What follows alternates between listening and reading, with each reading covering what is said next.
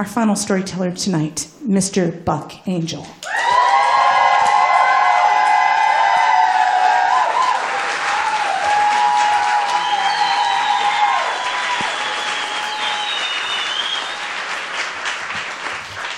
Ow, my stomach hurts.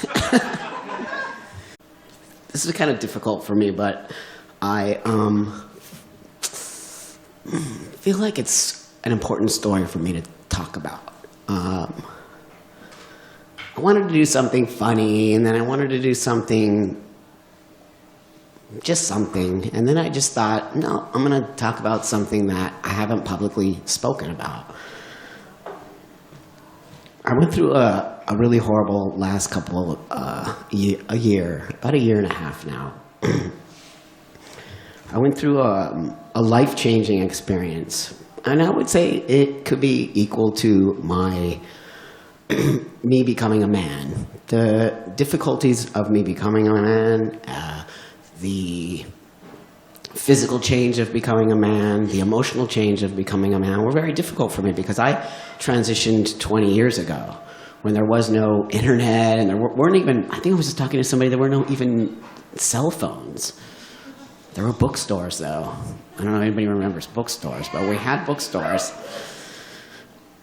It was very difficult for me to transition because I didn't have a community. I didn't have this. I didn't have what we see tonight. I was by myself in so many ways. So in the last year and a half, something happened to me that felt equally as intense and equally as, maybe even more intense, because it was about something that has always been so important to me and always been so much a part of changing for me, and I think for many other guys. And that's about love and trust. And when you transition, these things stay in your head. Are people going to love me? Are people going to look at me like a man? Are people going to feel like I can be with that person because he is that man? Are people going to want to be with me because I fulfill those things? Are people going to want to be with me because I'm me? For people who don't transition and for people who are born into the body that is that, they don't ever have to think about these things. But I had to think about these things, even though I was always comfortable being a butch dyke, and I got lots of women, and I was this stud.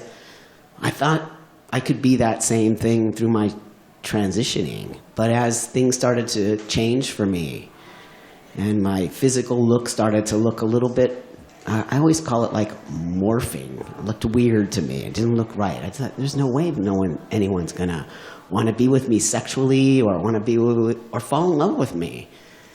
And then it happened. And then I met a person that I fell in love with and that I spent 11 years of my life with.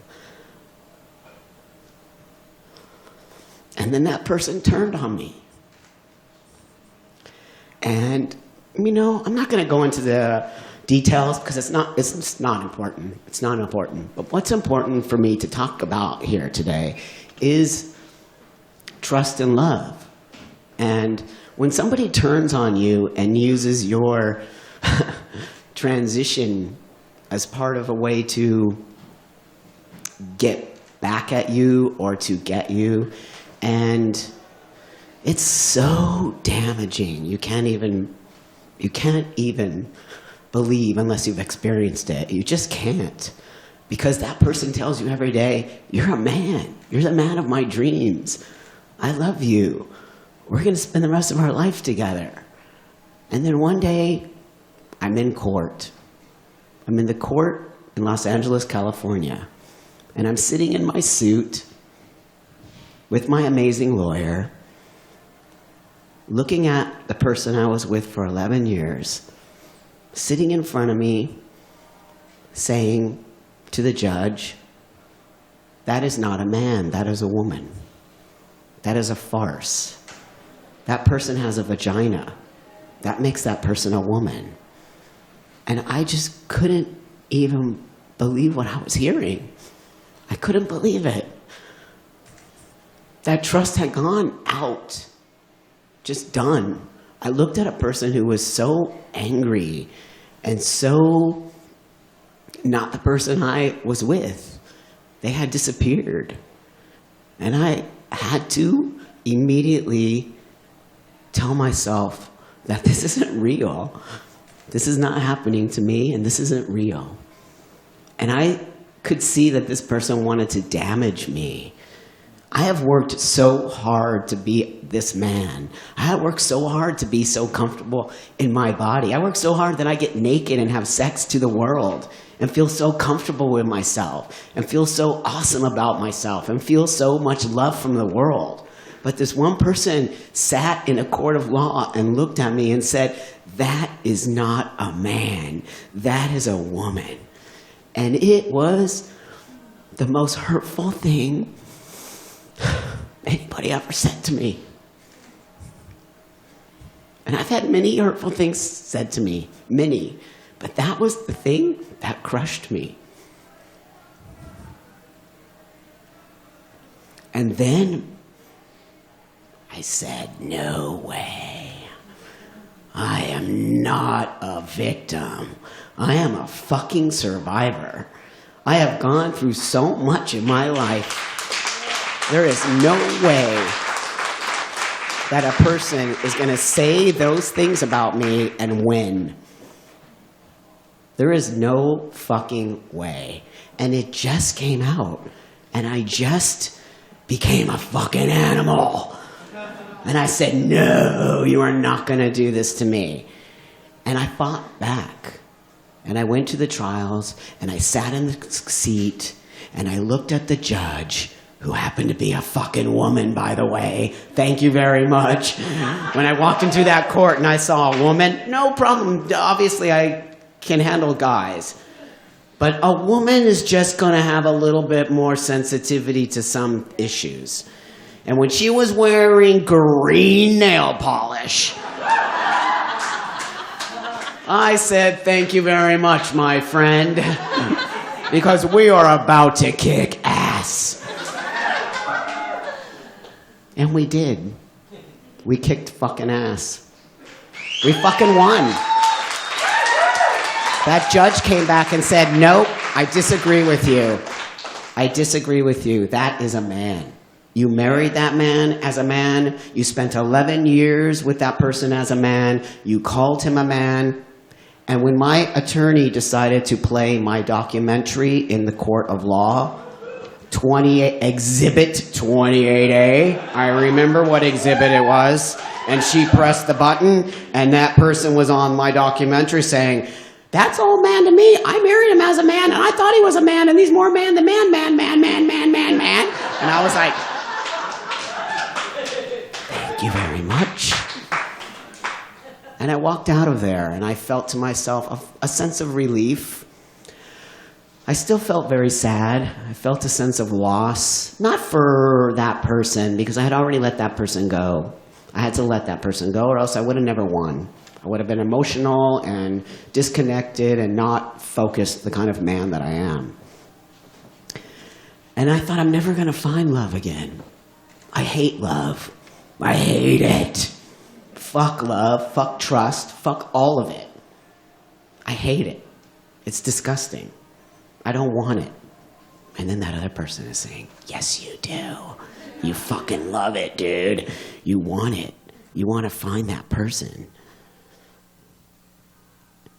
And then I made eye contact with somebody. And I was blown away because there it was. That thing that I thought I would never find. That thing that I thought that person took from me. That thing that I didn't think that I wanted ever again. Because when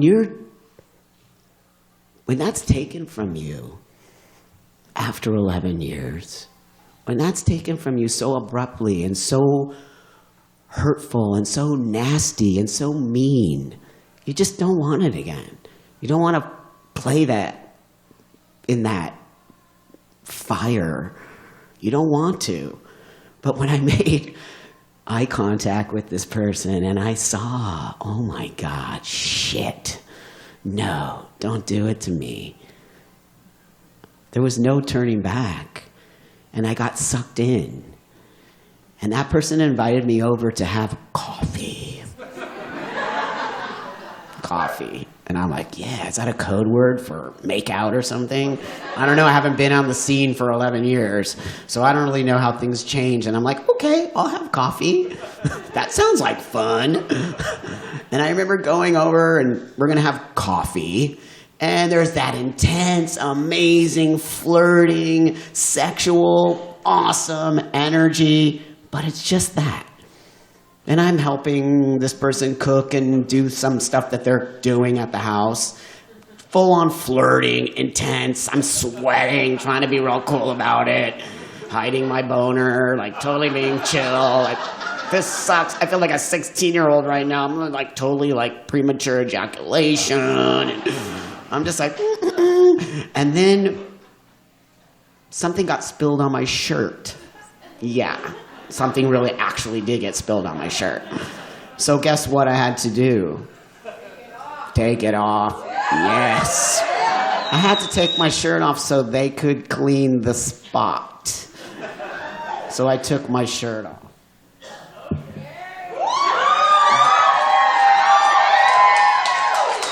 I took my shirt off and she took my shirt and she did that in the sink. And then put it in the dryer. And we went about our business. And she kept cooking. And I kept standing there. And then the dryer went off. Ding! And the shirt was going to come out. And so she got the shirt. And she gave me the shirt. And I took the shirt. And I gave her that look. And she looked back at me, and I'll never forget, her face turned red, and my face was like, what? And then I said, can we make out now? And she said, no, what the hell are you talking about? I just invited you over for coffee. And I was like, what are you talking about? And then she sort of pushed me aside, and I was like, what just happened? And then I got mad. Like a little boy who's not gonna get his candy. And I was like, okay, well then just fuck this. And I'm just gonna, here, I brought you a present. I brought her like a Sexing the Trans Man DVD and a Buck Angel t-shirt. And I was like, I can't believe I actually bought her swag. That's what I brought her. It's embarrassing now that I think back on it. Swag. Thinking I'm all cool. And I remember totally saying this as I'm putting all my shit in my bag and like leaving. Okay, fine, no, not a problem. You know, that's totally cool. And I'm thinking, God, this is totally how guys feel when they get totally horny and the girl's flirting with them and then the girl says no. And then the guy's like, what are you talking about? And then I said, I'll never forget, I said, damn it, this is why I fuck guys. They're much easier than girls. And I stormed off. That was it.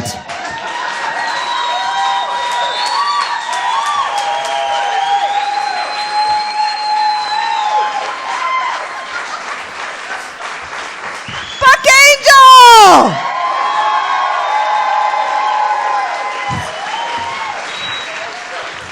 Oh my God. How proud are you that you're in the room with that man?